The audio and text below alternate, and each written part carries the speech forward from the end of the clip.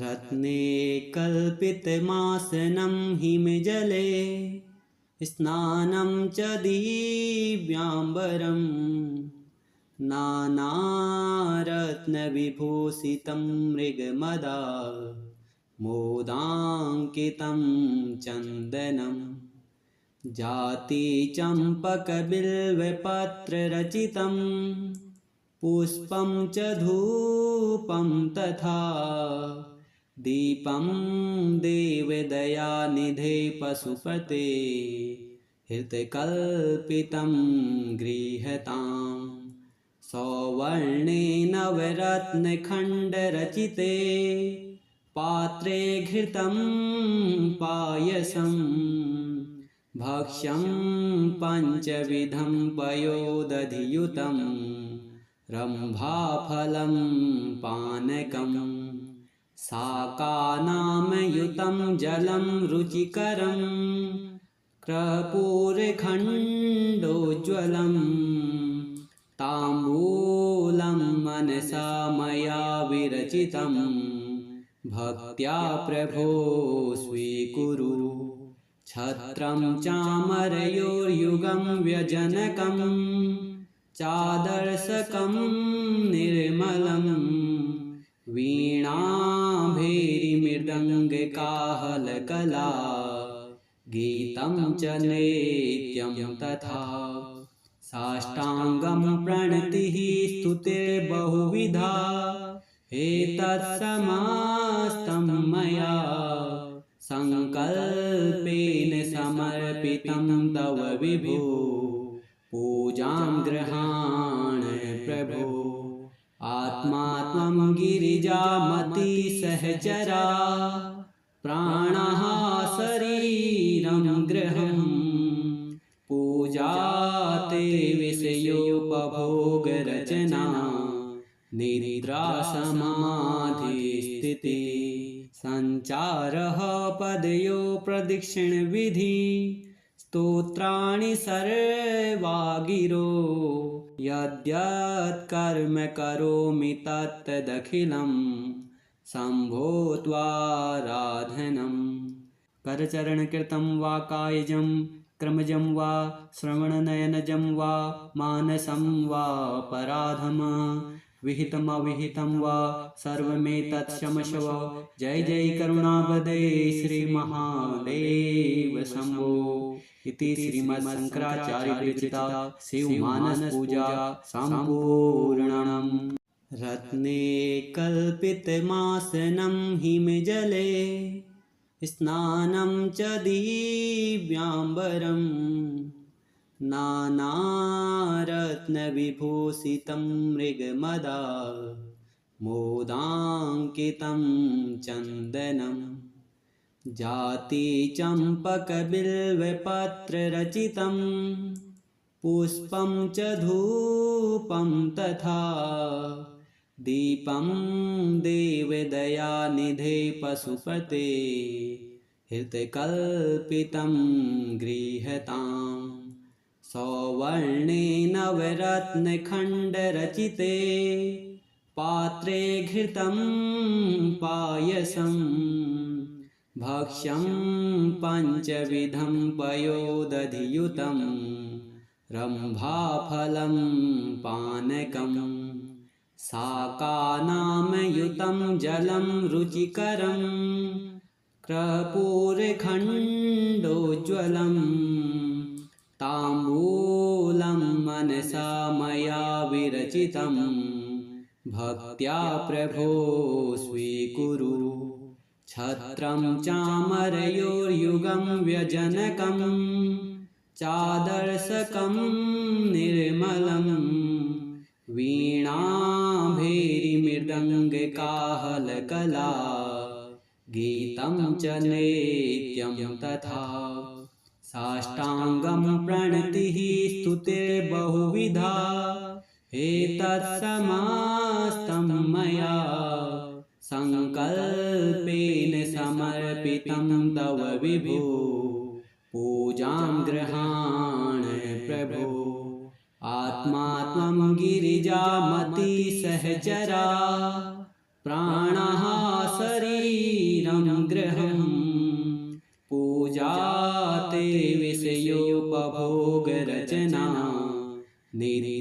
समाधिस्थितिः सञ्चारः पदयो प्रदक्षिणविधि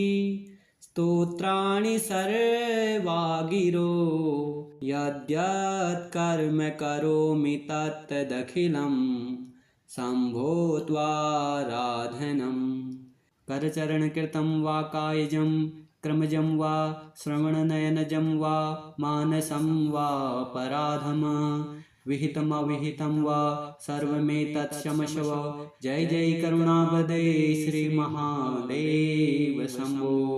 इति श्रीमच्छङ्कराचार्यविरचिता शिवमानसपूजा सम्पूर्णम् रत्ने कल्पितमासनं हिमजले स्नानं च दिव्याम्बरम्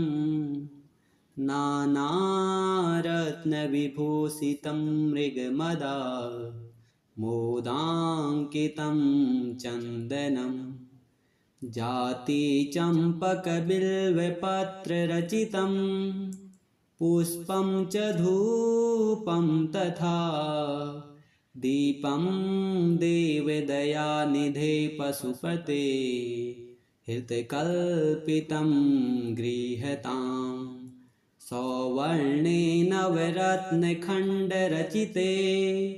पात्रे घृतं पायसं भक्ष्यं पञ्चविधं पयोदधियुतं रम्भाफलं पानकम् शाकानामयुतं जलं रुचिकरं कर्पूरखण्डोज्ज्वलं ताम्बूलं मनसा मया विरचितं भक्त्या प्रभो स्वीकुरु छत्रं चामरयोर्युगं व्यजनकं चादर्शकं निर्मलं वीणाभैरीमृदङ्गकाहलकला गीतं च नित्यं तथा साष्टाङ्गं प्रणतिः स्तुतिर्बहुविधा एतत्समस्तं मया सङ्कल्पेन समर्पितं तव विभो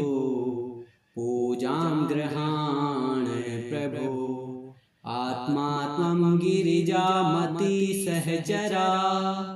प्राणः शरीरं गृहम् पूजा ते विषयोपभोगरचना निद्रा समाधिस्थितिः सञ्चारः पदयो प्रदक्षिणविधि स्तोत्राणि सर्वा गिरो यद्यत् कर्म करोमि तत्तदखिलं शम्भो त्वाराधनम् करचरणकृतं वा कायजं क्रमजं वा श्रवणनयनजं वा मानसं वा पराधम विहितमविहितं वा सर्वमेतत् क्षमस्व जय जय करुणावदे श्रीमहादेव शम्भो इति श्रीमच्छङ्कराचार्यविरचिता शिवमानसपूजा सम्पूर्णम् रत्ने कल्पितमासनं हिमजले स्नानं च दिव्याम्बरम् नानारत्नविभूषितं मृगमदा मोदाङ्कितं चन्दनं जातिचम्पकबिल्वपत्ररचितं पुष्पं च धूपं तथा दीपं देवदयानिधे पशुपते हृतकल्पितं गृह्यताम् सौवर्णे नवरत्नखण्डरचिते पात्रे घृतं पायसं भक्ष्यं पञ्चविधं पयोदधियुतं रम्भाफलं पानकम् शाकानामयुतं जलं रुचिकरं कर्पूरखण्डोज्ज्वलं ताम्बूलं मनसा मया विरचितं भक्त्या प्रभो स्वीकुरु छत्रं चामरयोर्युगं व्यजनकं चादर्शकं निर्मलं वीणाभैर्मृदङ्गकाहलकला गीतं च नित्यं तथा साष्टाङ्गं प्रणतिः स्तुतिर्बहुविधा एतत्समस्तं मया सङ्कल्पेन समर्पितं तव विभो पूजां गृहाण प्रभो आत्मा त्वं गिरिजामति सहचरा प्राणः शरीरं गृहम् पूजा ते विषयोपभोगरचना निद्रा समाधिस्थिति सञ्चारः पदयो प्रदक्षिणविधि स्तोत्राणि सर्वा गिरो यद्यत् कर्म करोमि तत्तदखिलं शम्भो त्वाराधनं करचरणकृतं वा कायजं क्रमजं वा श्रवणनयनजं वा मानसं वा पराधम विहितमविहितं वा सर्वमेतत्क्षमस्व जय जय करुणावदे श्रीमहादेव शम्भो इति श्रीमच्छङ्कराचार्यविरचिता शिवमानसपूजा सम्पूर्णम् रत्ने कल्पितमासनं हिमजले स्नानं च दिव्याम्बरम् नानारत्नविभूषितं मृगमदा मोदाङ्कितं चन्दनं जातिचम्पकबिल्वपत्ररचितं पुष्पं च धूपं तथा दीपं देवदयानिधे पशुपते हृतकल्पितं गृह्यताम् सौवर्णे नवरत्नखण्डरचिते पात्रे घृतं पायसं भक्ष्यं पञ्चविधं पयोदधियुतं रम्भाफलं पानकं शाकानामयुतं जलं रुचिकरं कर्पूरखण्डोज्ज्वलम् ताम्बूलं मनसा मया विरचितं भक्त्या प्रभो स्वीकुरु छत्रं चामरयोर्युगं व्यजनकं चादर्शकं निर्मलं वीणाभैर्मृदङ्गकाहलकला गीतं च नित्यं तथा साष्टाङ्गं प्रणतिः स्तुतिर्बहुविधा एतत्समस्तं मया सङ्कल्पेन समर्पितं तव विभो पूजां गृहाण प्रभो आत्मा त्वं गिरिजामति सहचरा प्राणः शरीरं गृहम् पूजा ते विषयोपभोगरचना निद्रा समाधिस्थिति सञ्चारः पदयो प्रदक्षिणविधि स्तोत्राणि सर्वा गिरो यद्यत् कर्म करोमि तत्तदखिलं शम्भो त्वाराधनं करचरणकृतं वा कायजं क्रमजं वा श्रवणनयनजं वा मानसं वा पराधम विहितमविहितं वा सर्वमेतत्क्षमस्व जय जय करुणावदे श्रीमहादेव शम्भो इति श्रीमच्छङ्कराचार्यविरचिता शिवमानसपूजा सम्पूर्णम् रत्ने कल्पितमासनं हिमजले स्नानं च दिव्याम्बरं नानारत्नविभूषितं मृगमदा मोदाङ्कितं चन्दनं जातिचम्पकबिल्वपत्ररचितं पुष्पं च धूपं तथा दीपं देवदयानिधे पशुपते हृतकल्पितं गृह्यताम् सौवर्णे नवरत्नखण्डरचिते पात्रे घृतं पायसं भक्ष्यं पञ्चविधं पयोदधियुतं रम्भाफलं पानकं शाकानामयुतं जलं रुचिकरं कर्पूरखण्डोज्ज्वलं ताम्बूलं मनसा मया विरचितं भक्त्या प्रभो स्वीकुरु छत्रं चामरयोर्युगं व्यजनकं चादर्शकं निर्मलं वीणाभैरीमृदङ्गकाहलकला गीतं च नित्यं तथा साष्टाङ्गं प्रणतिः स्तुतिर्बहुविधा एतत्समस्तं मया सङ्कल्पेन समर्पितं तव विभो पूजां गृहाण प्रभो आत्मा त्वं गिरिजामति सहचरा प्राणः शरीरं गृहम् पूजा ते विषयोपभोगरचना निद्रा समाधिस्थिति सञ्चारः पदयो प्रदक्षिणविधि स्तोत्राणि सर्वा गिरो यद्यत् कर्म करोमि तत्तदखिलं शम्भो त्वाराधनं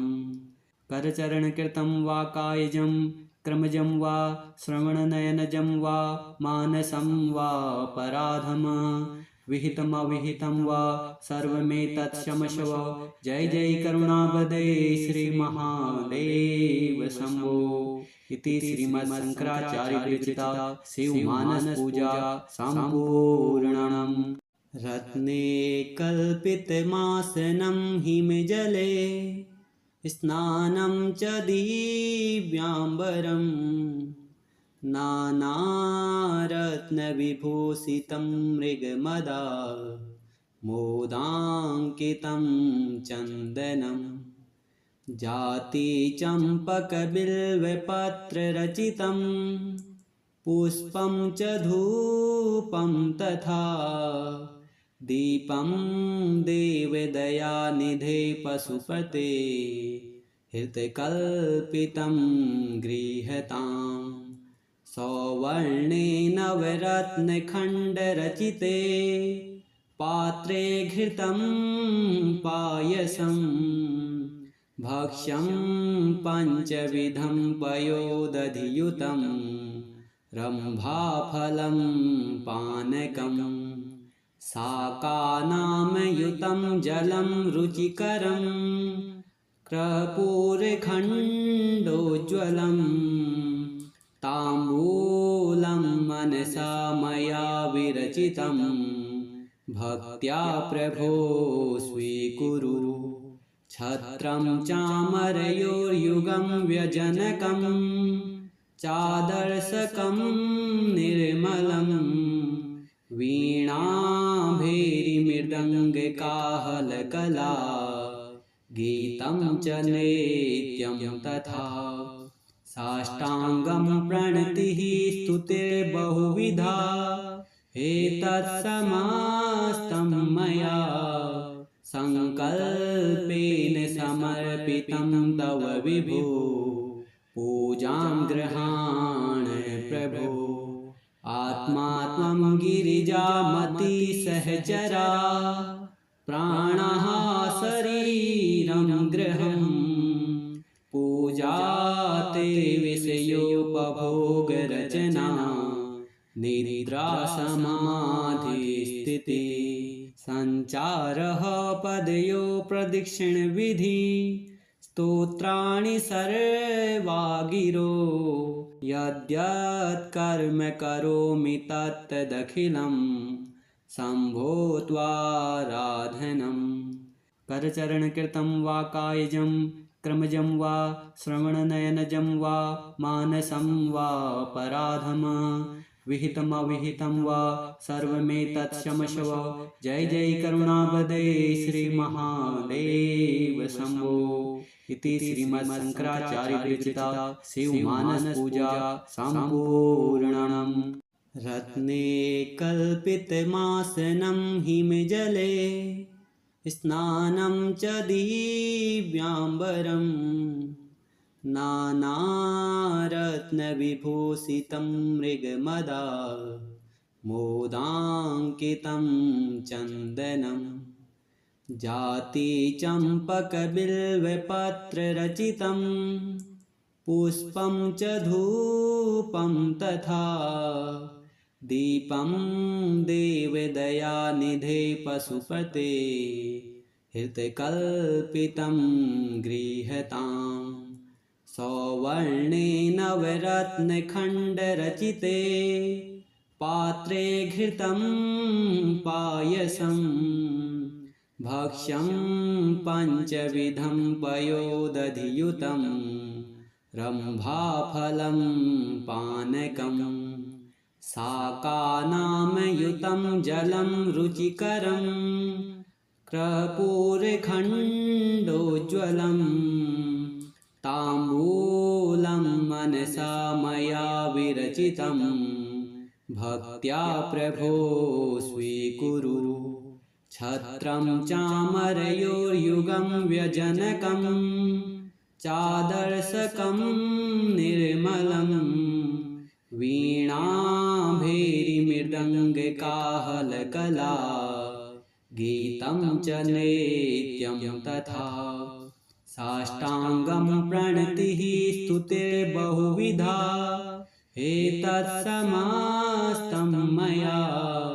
सङ्कल्पेन समर्पितं तव विभो पूजां गृहाण प्रभो आत्मा त्वं गिरिजामति सहचरा प्राणः शरीरं गृहम् पूजा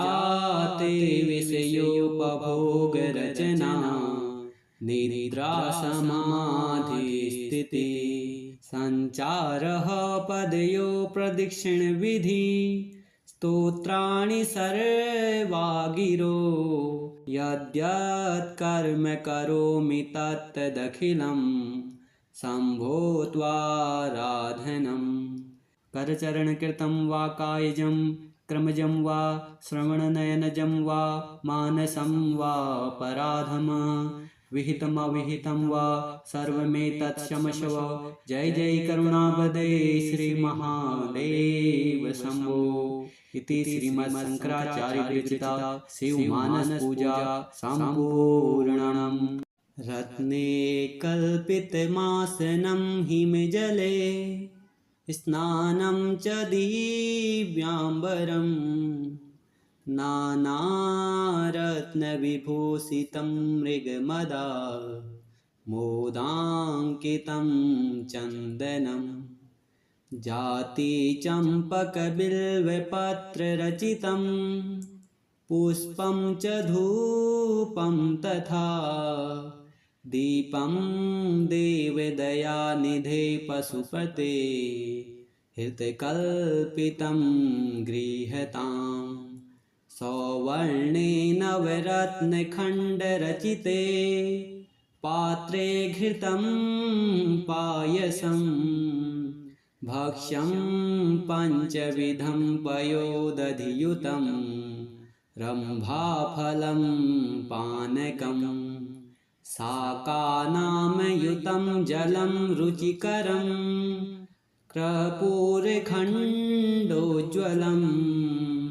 ताम्बूलं मनसा मया विरचितं भक्त्या प्रभो स्वीकुरु छत्रं चामरयोर्युगं व्यजनकं चादर्शकं निर्मलं वीणाभैरीमृदङ्गकाहलकला गीतं च नित्यं तथा साष्टाङ्गं प्रणतिः स्तुतिर्बहुविधा एतत्समस्तं मया सङ्कल्पेन समर्पितं तव विभो पूजां गृहाण प्रभो आत्मा त्वं गिरिजामतिसहचरा प्राणः शरीरं गृहम् पूजा ते विषयोपभोगरचना निद्रा समाधिस्थिति सञ्चारः पदयो प्रदक्षिणविधि स्तोत्राणि सर्वा गिरो यद्यत् कर्म करोमि तत्तदखिलं शम्भो त्वाराधनम् करचरणकृतं वा कायजं क्रमजं वा श्रवणनयनजं वा मानसं वा पराधम विहितमविहितं वा सर्वमेतत्क्षमस्व जय जय करुणावदे श्रीमहादेव शम्भो इति श्रीमच्छङ्कराचार्यविरचिता शिवमानसपूजा सम्पूर्णम् रत्ने कल्पितमासनं हिमजले स्नानं च दिव्याम्बरं नानारत्नविभूषितं मृगमदा मोदाङ्कितं चन्दनं जातिचम्पकबिल्वपत्ररचितं पुष्पं च धूपं तथा दीपं देवदयानिधे पशुपते हृतकल्पितं गृह्यताम् सौवर्णे नवरत्नखण्डरचिते पात्रे घृतं पायसं भक्ष्यं पञ्चविधं पयोदधियुतं रम्भाफलं पानकम् शाकानामयुतं जलं रुचिकरं कर्पूरखण्डोज्ज्वलं ताम्बूलं मनसा मया विरचितं भक्त्या प्रभो स्वीकुरु छत्रं चामरयोर्युगं व्यजनकं चादर्शकं निर्मलं वीणाभैरीमृदङ्गकाहलकला गीतं च नित्यं तथा साष्टाङ्गं प्रणतिः स्तुतिर्बहुविधा एतत्समस्तं मया सङ्कल्पेन समर्पितं तव विभो पूजां गृहाण प्रभो आत्मा त्वं गिरिजामतिसहचरा प्राणः शरीरं गृहम् पूजा ते विषयोपभोगरचना निद्रा समाधिस्थिति सञ्चारः पदयो प्रदक्षिणविधि स्तोत्राणि सर्वा गिरो यद्यत् कर्म करोमि तत्तदखिलं शम्भो त्वाराधनम् करचरणकृतं वा कायजं क्रमजं वा श्रवणनयनजं वा मानसं वा पराधम विहितमविहितं वा सर्वमेतत्क्षमस्व जय जय करुणावदे श्रीमहादेव शम्भो इति श्रीमच्छङ्कराचार्यविरचिता शिवमानसपूजा सम्पूर्णम् रत्ने कल्पितमासनं हिमजले स्नानं च दिव्याम्बरं नानारत्नविभूषितं मृगमदा मोदाङ्कितं चन्दनं जातिचम्पकबिल्वपत्ररचितं पुष्पं च धूपं तथा दीपं देवदयानिधे पशुपते हृतकल्पितं गृह्यताम् सौवर्णे नवरत्नखण्डरचिते पात्रे घृतं पायसम् भक्ष्यं पञ्चविधं पयोदधियुतं रम्भाफलं पानकम् शाकानामयुतं जलं रुचिकरं कर्पूरखण्डोज्ज्वलं ताम्बूलं मनसा मया विरचितं भक्त्या प्रभो स्वीकुरु छत्रं चामरयोर्युगं व्यजनकं चादर्शकं निर्मलं वीणाभैरीमृदङ्गकाहलकला गीतं च नित्यं तथा साष्टाङ्गं प्रणतिः स्तुतिर्बहुविधा एतत्समस्तं मया सङ्कल्पेन समर्पितं तव विभो पूजां गृहाण प्रभो आत्मा त्वं गिरिजामति